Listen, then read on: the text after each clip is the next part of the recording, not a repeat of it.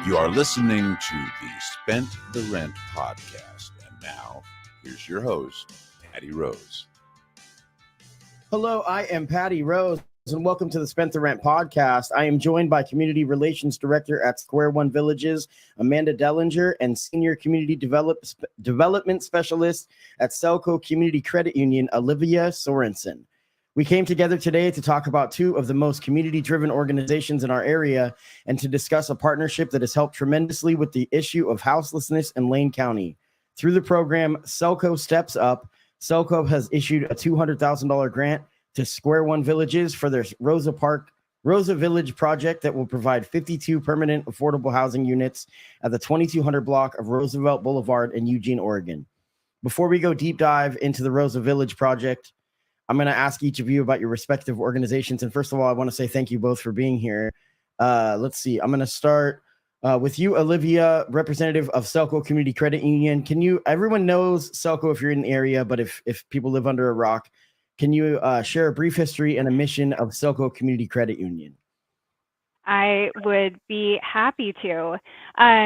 So even if people are members of SELCO, they may not know some of this, so we'll just go deep dive into it. So we were actually founded nearly 90 years ago by teachers who were looking for ways to support each other through tough times. And so SELCO actually stood for School Employees of Lane County, Oregon.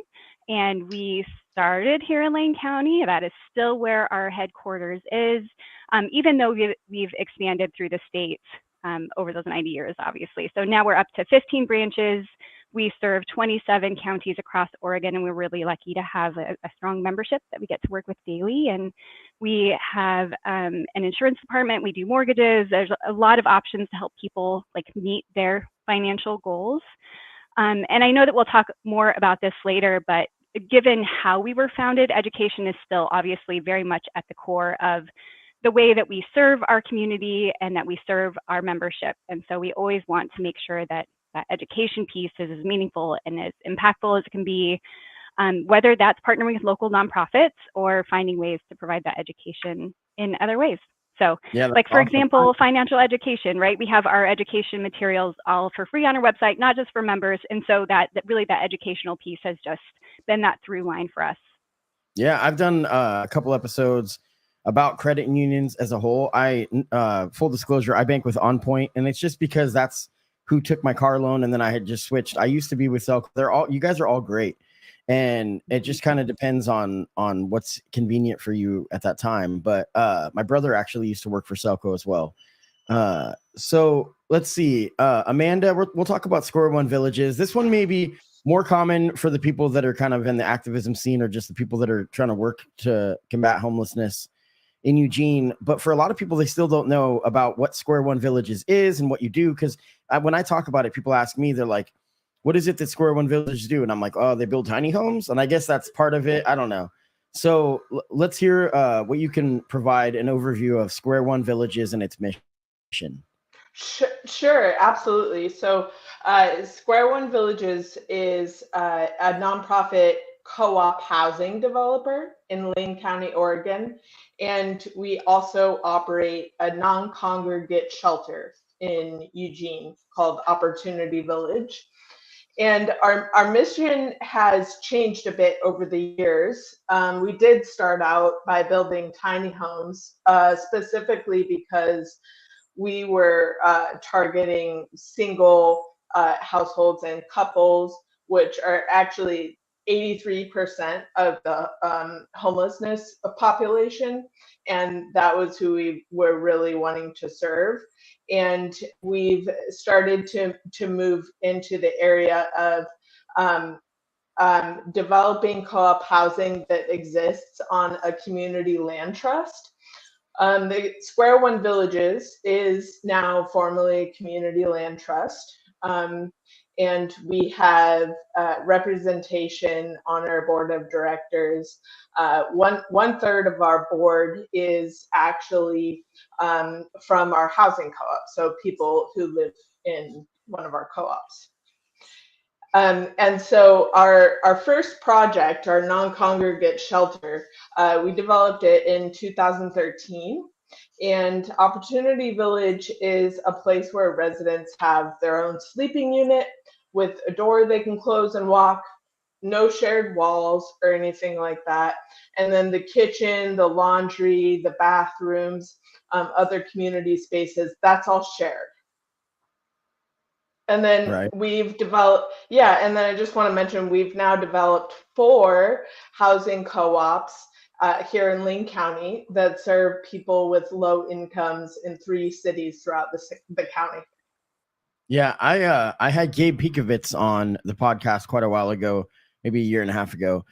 Pastor Gabe Pikovitz, and he's an awesome dude. And we talked a little bit about how one of the things that he's all about, and I'm sure he brings to SquareOne, and I'm sure that the people at SquareOne share his vision on this, that one of the best ways to get solutions with homelessness is to include the people that are in that position. So a lot of the people that are helping volunteer with SquareOne are people that are homeless, and then it gives them a sense of pride and community and stuff. And I encourage anybody to go back and listen to that episode because it was a great episode. Gabe is awesome.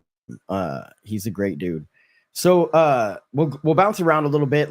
The reason that we're here today is we're talking about a big grant, a $200,000 grant. This is a sizable deal, for Selco to be able to do, but this is through a program called SELCO Steps Up. And so Olivia, tell us about that program, and just talk about what that's all about.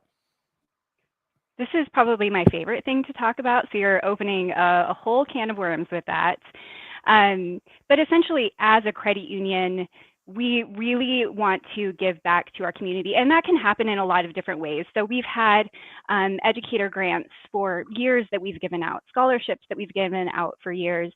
And what we really came to, this has been a program that's been in the works for probably close to 2 years at this point. And what drove it was really the knowledge and the recognition that our community is always changing, and what our community needs and what it's struggling with is always changing. And so those needs, those trends, those preferences, as the world gets faster, those change even faster and faster. So for us, it was really important that we kind of step back and look at all of the ways that we are supporting our community and their efforts and addressing issues, and making sure that we're doing it in a way that is relevant and meaningful and as impactful as it can possibly be. So we looked at a couple of the projects that we had that we were already doing through our community giving, and we're looking at volunteerism and how we support educators. And really, at the end of the day, all of those, when you think about it, are all really interconnected, right? There's all of these pieces that are connected within our community, and one has an impact on another. So it made sense to talk about those as one program, kind of an umbrella of SELCO Steps Up. And so we actually launched kind of that umbrella program back in February. And it covers all sorts of, focuses, you could say. So student and educator support, volunteerism, sponsorships and partnerships with community organizations like SquareOne, and then of course that financial education aspect that we talked about earlier. So that all comes in the form of scholarships, grants for educators. We look at teachers and we know that they spend so much money in their classrooms, for example. And so when we were building this out, we said, okay, we know that teachers are putting money into their program or into their classrooms. What does that look like? We know that they have these exciting projects that they want to do, but they don't have the funding to make it happen. So it's coming out of their pockets. So we have our creative educator grants to help address that. We know that they are spending money in their classroom to make it an accessible, inclusive, kind of maximizing that learning in their classroom. So bookshelves, building up the atmosphere, they're putting money into that. And so we actually have a new program for classroom makeovers, and both of those applications are opening August 15th through September 30th this year. So it's just really exciting, I think, for me and for Selco to have the flexibility to say, okay, we know we want to make the biggest impact we can on our community, so let's listen and let's talk and be open to hearing how we might be able to help and uplift some of these issues and solutions that our nonprofit partners and others are coming forward with. Yeah. So how do people find out, or how do people apply? Is this open to individuals? Is this open to more, you said nonprofits? Is it, do people, for the grants, do you have to be a nonprofit to be eligible? You know, that kind of stuff. Yeah, so for our community partnerships, if we're talking about nonprofit organizations or sponsorships, we really do a lot of direct programmatic support. So I've worked with, I've worked in nonprofits beforehand. I worked for years at Big Brothers Big Sisters, and I think for Selco, it's something that I really find a lot of pride in, is that we look to find what issues are our nonprofit partners running into and how can we help address those, and funneling the money directly into that, removing barriers, reducing barriers, whatever that looks like. And Amanda can speak to that, as we always come into our conversations with, what are you doing? What issues are you running into? Is there any way that we can help? So for nonprofit partners, they can go to selco.org/stepsup. We have a whole application process on there. And then as far as the educator support initiatives, so the classroom makeovers and the creative educator grants, that's also at selco.org/spark. And those are open to K-12 educators in the 27 counties that Selco serves. Now, I mean, I know this is a nuanced answer and above on my pay grade, but how is all of this funded? I mean, it's some of it comes from federal grants. Is that correct? So some of the grant money that we were talking about with SquareOne was funded through, the Federal Home Loan Bank of Des Moines. So Selco funded a $50,000 donation to SquareOne, and then we were able to apply to the grant through the Federal Home Loan Bank, and they matched 3-to-1, which is pretty amazing. So that bumped that number up to $200,000. Yeah. But I would say that is not typical. This is the biggest gift that we've been able to help facilitate through the use of grants specifically for a project like this. But other than that, it is Selco's investment. But it's also making those connections, like with the Totally. Des Moines Bank and all that stuff, because then you realize, then you guys know how to do this and how to make it happen again, so in different ways. So let's go back to Amanda. Where was I at? So yeah, we talked about the history of SquareOne Villages. Let's see. Let's talk about a little bit more about the Rosa Village project specifically. I mean, 52 units? That's what's going in? 52 units, yes. 2200 block of Roosevelt and Eugene. And this is permanent, affordable housing. First of all, can you explain simply what that means? Because I think it's kind of confusing to people. So is it like Section 8 kind of deal? No, not at all. It's very different. Okay. Yeah, so there's a lot of confusion around what exactly is permanently affordable homes, but the way that we develop our cooperatives is the co-op itself owns the homes in a limited equity co-op, which Rosa might possibly be, or it might be a leasehold co-op. But either way, the community land trust, i.e. SquareOne, is who owns the underlying land in either type of co-op. And so that takes the land cost out of the equation, which I think we all know here in Oregon, that's a very big, yeah. And for Rosa Village, really our goals in developing Rosa Village are building homes that are permanently affordable. So say, okay, maybe this amount is affordable this year, but what about 10 years down the line? Well, since SquareOne owns the land, we can control and assure that it will be affordable for generations to come, pretty much forever. Sure. In perpetuity is what we say. And so that's what makes the affordability permanent. And a couple other goals of Rosa Village specifically. One is that we're including a lot more 2-bedroom units, which, as you mentioned, Patty, we started out by building tiny homes, specifically, 1-bedroom units.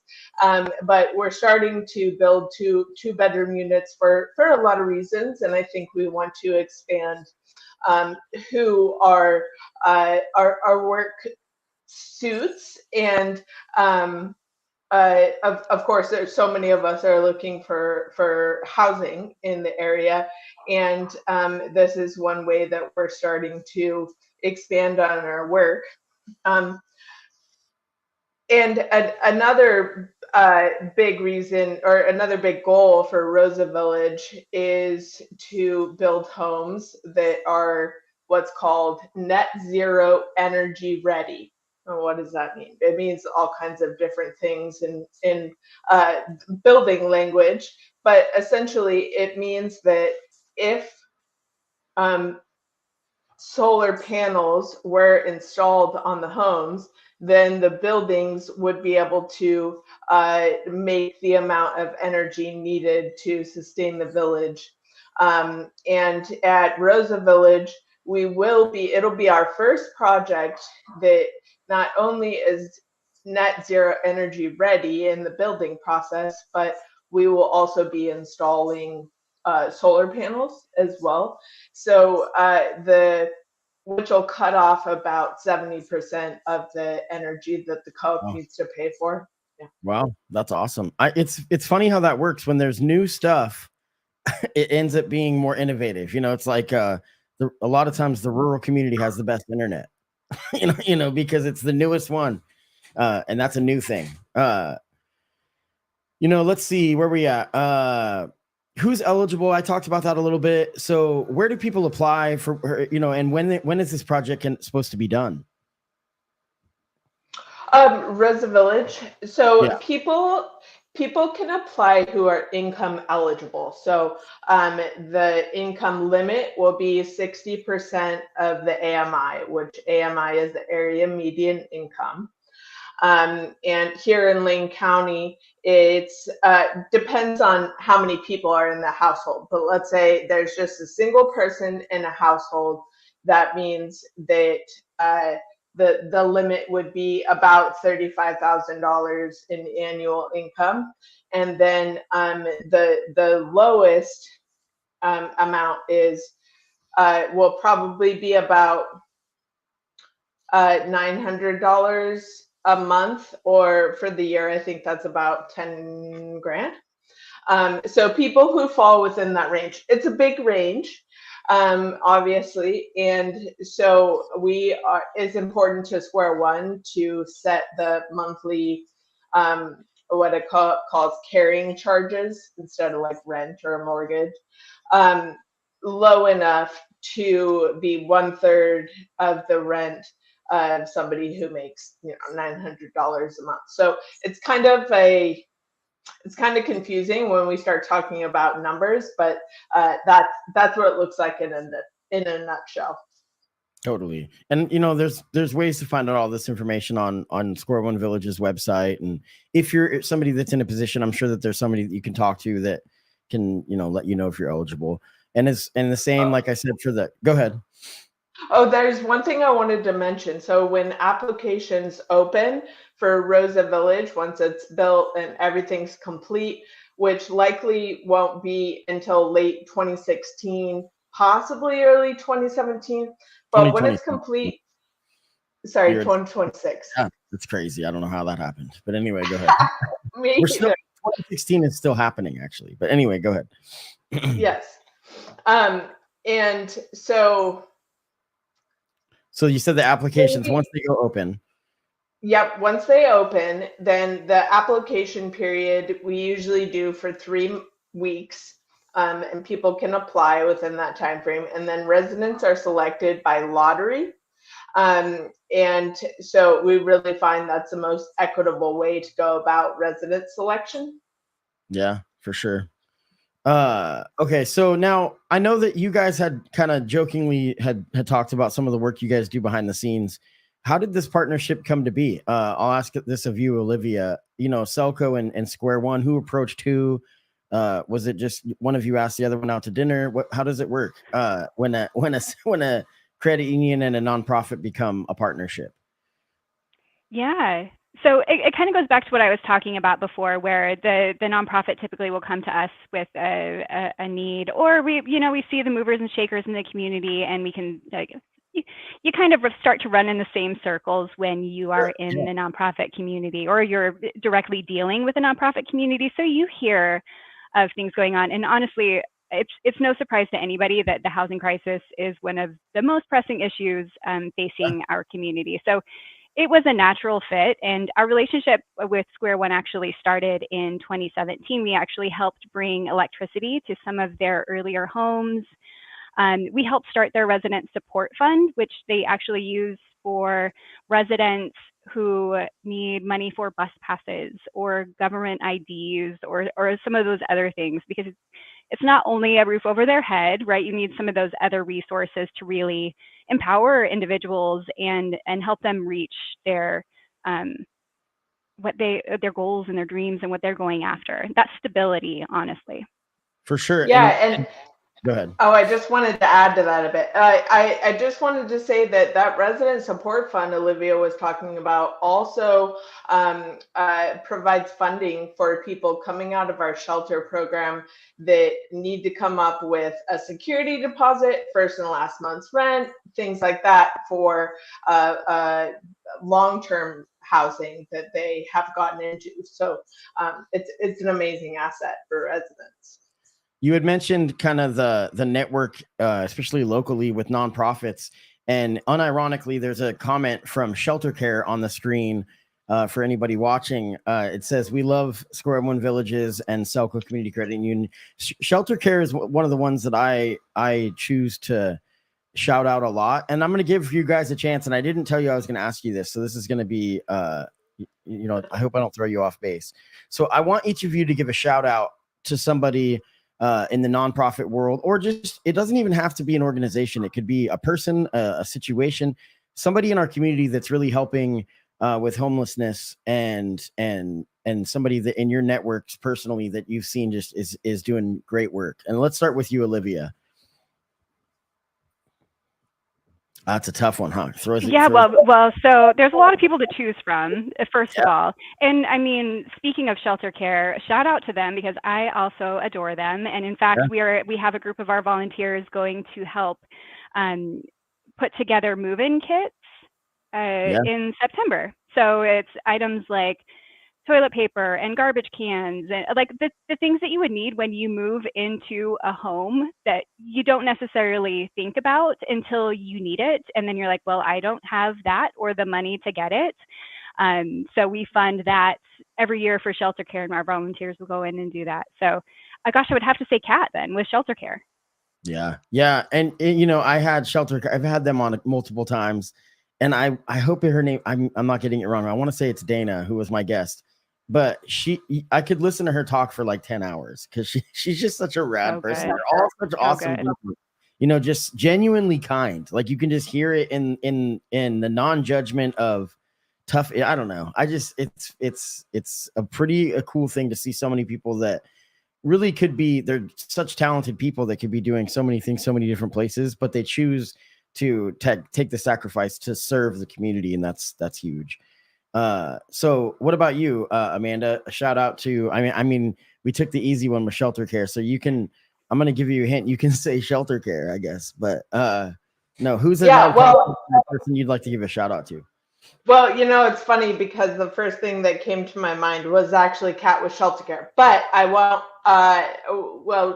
she can have a double shout out, but also, I am so impressed with Eugene because we have so many affordable housing organizations as well as like shelter organizations that provide shelter for the community. And so I would probably say community supported shelters.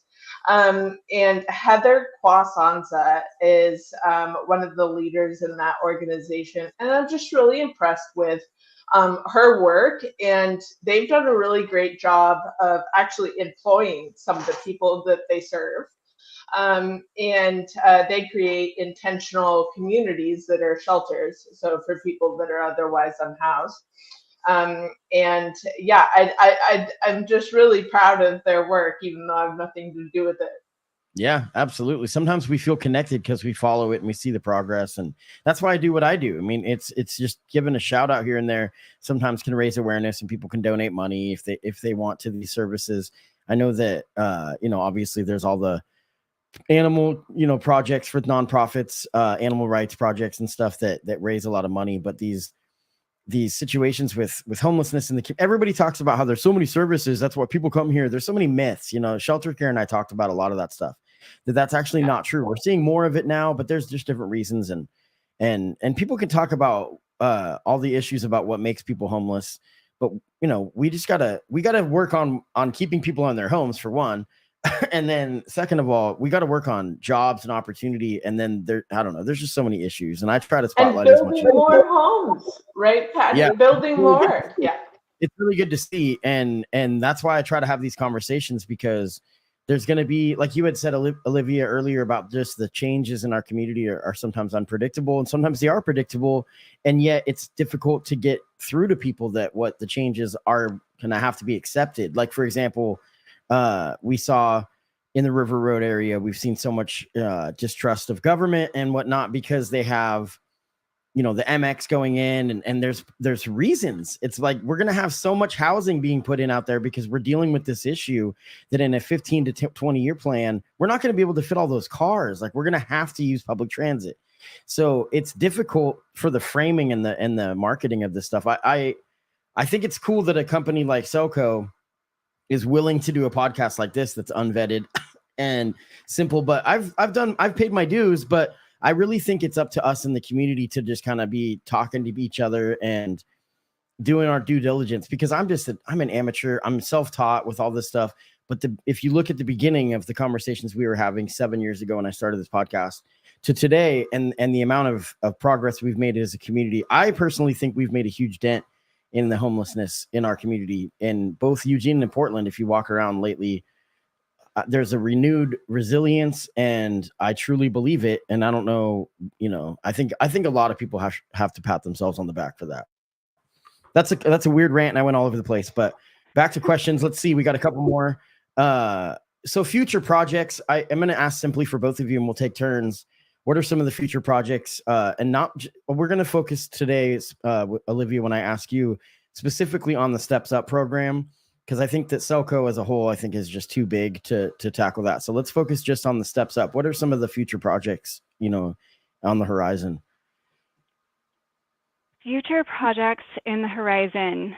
So I was telling Amanda before we went live talking today, is some of our educator projects are coming up, right? So obviously education is a large part of what we do. And so it is top of mind when we're at back to school time. So sure. We have our classroom makeovers, our educator grants coming up. Those are some of the major projects, but I would say that there will be other things that come up. These opportunities come up randomly, right? Like that grant, we didn't anticipate that would be coming our way, but it was one of those things that, like, we have this chance, let's make it happen. So you just never really know. How would a podcast host go about applying for a grant? Is that that could happen? No. And then, so Amanda, with SquareOne Villages, let's talk a little bit about some of the future projects. Obviously, Rosa Village, and and I know that there's probably stuff that is in the works that maybe isn't public yet, just because I don't know how that works. If it's I don't know if it's hush hush behind the scenes or not. But what are some of the future projects that are kind of something you guys are looking forward to? Yeah, absolutely. So there's a lot of transition right now happening in our organization that we're very excited about. And during that transition, we're really seeking to expand our community land trust so that we can build. Our goal is to be able to be in the construction phase of a new project each year. And a village takes about 3 years to complete fully, from beginning to end. And so we are working to acquire several properties, like I said. And there's one in Springfield, a 2-acre lot that we're raising money to acquire. The owner of that piece of land is looking to sell it for about $500,000. And so we're raising that money. There's also a church called Our Redeemer Lutheran Church that is partitioning an acre of their land. That the plan is for SquareOne Villages to purchase that acre for about $260,000. And so we'd be able to build about 21 homes and a new village there. And then there's also a property down in Cottage Grove that we have submitted a proposal to the city, and we're hoping to be selected for that as well. I think that's a 5-acre lot, but there's like fault lines and a lot of environmental things that will prevent housing to be built on all of it. So only a section of it we'd be able to develop, but still a lot of housing. Yeah. So those are Go ahead. Yeah, sorry. go ahead. I just wanted to say we have a lot in the works right now coming up, and we're excited to keep building more villages and more permanently affordable housing. Yeah, it's awesome. I mean, SquareOne Villages is one of the rising organizations in the last 5 years or so. I mean, I think it's probably been around a lot longer, but I think in the last 5 years, it's just exploded as far as how much I've seen it. That's funny how that works, because I'm not trying to take away from what I'm saying, but I think the algorithms trick us too sometimes about how we start to get inundated when we start following stuff. It's pretty simple on social media, which is good. And that's why you should follow organizations that sometimes it feels like a commercial. Like, I know that to some people, this is going to feel like a campy commercial, but the reality is this is genuine. Full disclosure, there's no money exchanged from any of us. I mean, I'm not getting paid to do this, So I do this because I actually have compassion for what you guys are up to. And I encourage anyone listening, go listen to SquareOne Villages podcast that I've done before. I want to plug my last episode even, because we talked about land banking with Corey Rodley, the city councilor from Springfield. And it sounds like that's what you're talking about. This is why I do this, because I'm learning these things. I've always asked the simple questions. Like, I've always been like, how does this work? How does this, when I interview people like the mayor, I'm like, what does your day look like? Literally, how do you get stuff done? Kind of thing. So with land banking, what we talked about last episode is how the city or county or state will purchase a property that's, under ran and nobody is buying it, empty properties. And then they can then sell it to nonprofits like SquareOne Villages. And this is the whole way that this stuff works, because people think that the government just owns stuff, like, you cannot own, like, we don't have projects like that, like where it's like government owned housing facilities. It's pretty rare. Yeah, thank goodness we don't think. Yeah, there's a reason for that. And that's sometimes, I mean, it's a different conversation for a different day, but maybe that's why we're in some of this predicament that we're in, because there's that whole debate on, for a lot of people that struggle with mental health and stuff, we had facilities closed in the 80s and 90s. And there's a debate on the humanity of that, that we could have for a different day, about a lot of the people that find themselves homeless are going to be perpetually struggling with mental health issues that may not be fixed, But one of the cool things about this podcast is that we try to spotlight some of the solutions. Like with shelter care, we talk about housing first, the housing first model, which anybody that does this type of work, that is one of it's like housing 101 is the housing first model. It's like, get these people into their house and then we'll figure out the problem, and that's counterproductive to the way that I was raised, because I was raised on tough love.